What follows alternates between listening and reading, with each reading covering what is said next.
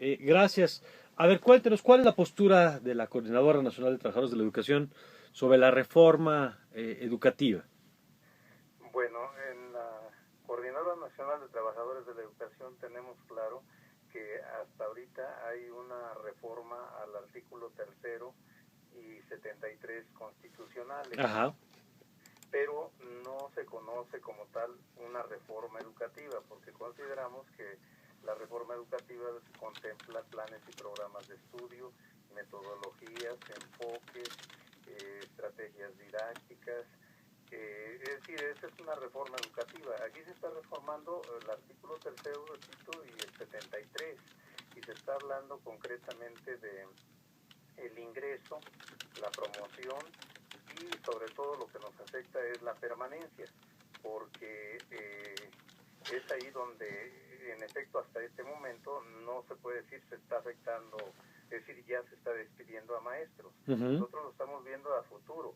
Es cierto que la reforma laboral es para el apartado A, Ajá. nosotros somos del apartado B, pero se aplica supletoriamente la ley. En algunos Entonces, casos, incluso ¿sí? entiendo que la propia ley señala que cuando hay ciertos temas, digamos, donde no están especificados en el apartado B, se toma en cuenta el apartado A. Sí, exactamente. Ahora bien, nosotros estamos rechazando este tipo de reformas porque es parte de lo que se ha llamado las reformas estructurales Ajá. y que representan pues una ofensiva del Estado en contra de los trabajadores. A ver, si le parece, vamos por partes para explicarle a nuestros amigos del auditorio sus argumentos. En el caso de la llamada reforma educativa, y ya tomamos lo que usted nos dice sobre el contenido, Sí. en la redacción de la reforma como tal, de lo que plantea la reforma constitucional, ¿la CENTE tiene algún punto que le preocupe, algún punto con el que está en contra, o es en todo caso dependerá de la reforma a la ley secundaria, de la ley de educación? No, nosotros sí estamos conscientes de que la educación nacional atraviesa por una profunda crisis en Ujú. todos los niveles, pero no somos los trabajadores de la educación los culpables, sino el sistema económico y político que se está aplicando. Esa es la situación. Por eso rechazamos esa reforma, porque el Estado es el responsable de la filosofía y de la política educativa, no los maestros, ¿me Ajá. explicamos? ¿Mm? Pero, por ejemplo, en el tema, y aquí es importante escuchar su punto de vista porque hemos escuchado también Sí, a los promotores de la reforma, y lo que nos han dicho es que, en efecto, más que atender al contenido específico de las materias, lo que cambia son las reglas de trabajo, por ejemplo. no es la Al, ley todavía. bueno, pero que el sentido, digamos, a lo que aspira es con el Instituto de Evaluación establecer criterios y definir en función de los resultados y de las evaluaciones las carreras dentro del magisterio y que no sean otro tipo de criterios. Le estoy diciendo lo que dicen los promotores para Sí, que usted nos dé sí, su sí, sí. opinión. Que no sean los criterios de la vida sindical, de la vida de las organizaciones, sino estrictamente criterios académicos o de las evaluaciones, las que determinen pues, desde las carreras, los pagos, las condiciones en las que se ejerce el trabajo.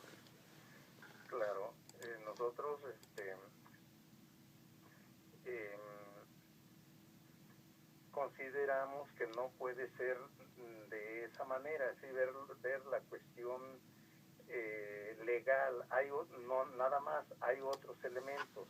Por ejemplo, la formación docente. Ajá. La formación docente es responsabilidad de Estado y actualmente se ha desatendido. Es decir, la SEP, para ahorrarse recursos, ha incluido en la planta docente a más del 50% de egresados de distintas instituciones que no son del magisterio. Uh-huh. Entonces ahí está atentando contra el normalismo, porque va desapareciendo ese tipo de educación, ha abandonado las escuelas normales. Entonces nosotros decimos, ¿cómo se va? No, nosotros no nos oponemos a la evaluación, o sea, eso debe de hacerse, debe estar en todo el proceso educativo, pero Ya debe que de, la evaluación tenga consecuencias, Braulio.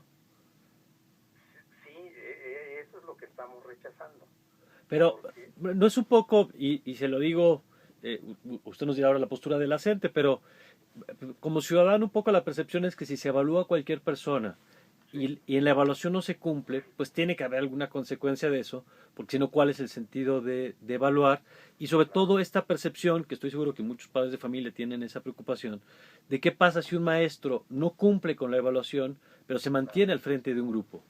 Nosotros estamos totalmente de acuerdo con la evaluación, pero decimos, la evaluación debe ser sobre nuestra materia de trabajo, sobre nuestra especialidad, incluso sobre el grado que atendemos, sobre la materia, porque si nos aplican una evaluación estandarizada que no tiene nada que ver en ocasiones con el contexto, con lo que estamos haciendo, pues nos van a reprobar. ¿Qué Esa es la implica, situación. qué implica una evaluación estandarizada? ¿En qué consiste que sería diferente a lo que nos está planteando usted? Sí, es lo que llaman la evaluación universal, o sea que son cuestiones que se van a plantear a nivel universal y no es considerando el contexto. Por decir, ya se ha manejado este ejemplo, si a un niño de primaria de determinada comunidad donde no conoce, no hay ni siquiera luz eléctrica, le va a preguntar el color de los semáforos que no conoce, no lo ha visto en su vida, está fuera de contexto, pero eso, según los estándares, debe de conocerlo. ¿Sí, sí me explico? Sí, sí, sí. Uh-huh. O sea, lo que usted dice es que tendría que haber evaluaciones focalizadas, localizadas, y no una misma evaluación para De todos. lo que hacemos, de lo que realmente estamos haciendo. Ahora, Con base en nuestra especialidad, con base a la formación que tenemos, porque sí reconocemos que es vital en toda sociedad, tanto en el capitalismo, en el socialismo, en todo, la evaluación debe de darse, pero ¿de qué manera? Ese es lo que estamos rechazando. ahora, en el tema de la reforma laboral, nos decía, bueno, para usted es importante porque si bien regula a los trabajadores fundamentalmente, un poco simplificando, por el sector privado y no el sector público, ustedes dicen que en algunos apartados podría afectarles. ¿En qué ámbitos podría afectarles? Estamos platicando con Braulio Mena, vocero de la Dirección Política de la Coordinadora Nacional de Trabajadores de la Educación. ¿Cómo podría afectarles, Braulio? Miren, hay partes en donde ya se está afectando, aunque no actualmente no estaba legalizada. Por ejemplo, se habla del outsourcing, que es la subcontratación. Actualmente, trabajadores de la educación en las instituciones educativas que van a hacer la limpieza son empresas, ¿sí? No contrata la SEP. Eso lo hacía el personal de apoyo de la Secretaría de Educación Pública. Entonces dicen, no está afectando, pero aquí ya está dentro la subcontratación, ¿sí? Ya la desaparición del escalafón, ya se está contratando a los compañeros maestros solamente por 6 meses. Antes era el concepto 10, que es la definitividad, que es el concepto 95 cuando se ocupa un interinato indefinido, porque hay una licencia 43, ¿sí? Y ahora ya no, ahora es por contrato. Entonces, dice la nueva ley que va a haber a prueba. Entonces a nosotros dicen, no, a ustedes no se les está aplicando, pero realmente sí se está aplicando, porque ese contrato puede darse nada más una vez y ya no se le da, ¿sí? Sí, sí, que es lo que se aplica, digamos, para todo lo, o sea, así lo contempla la reforma laboral Claro. para cualquier sector. ¿Qué acciones, no dice para el apartado B, pero en la realidad se está aplicando? ¿Qué acciones tienen programadas, Braulio Mena, una vez que ya fue aprobada por la mayoría de los estados? Se supone que la semana que entra ya va a ser declarada constitucional. Ajá, ¿y qué harán entonces? Vamos a realizar diferentes manifestaciones de inconformidad y de rechazo a este embate del Estado que ha emprendido en nuestra contra. ¿Cómo cuáles? Como son foros, son mítines, son marchas, son muestras pedagógicas. El día sábado 26 de enero tenemos un foro sobre la reforma laboral en la sede nacional de la CENTE, que es en Belisario Domínguez 32. Uh-huh. Que entiendo que la realización, bueno, primero que ustedes tienen derecho a organizarse y a hacer sus acciones, pero seguramente usted está consciente que los temas que más costo le generan también en términos de opinión pública es la suspensión de clases.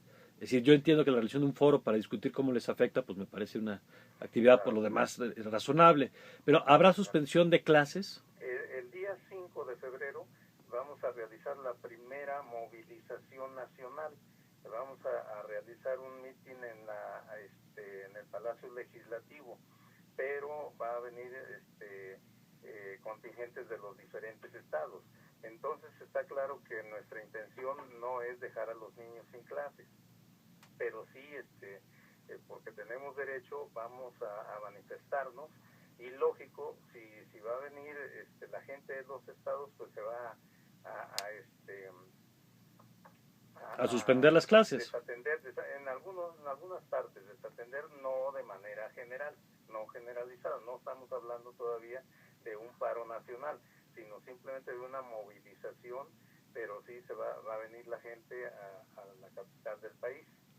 ¿Tendrían alguna propuesta ahora que viene la discusión de la ley secundaria, que ahí es donde viene, por ejemplo, el tema de la evaluación y de las formas de evaluación, de las consecuencias de todo lo que estamos hablando, que no está más que esbozado en la reforma constitucional, pero que es una ley secundaria donde se establece en blanco y negro?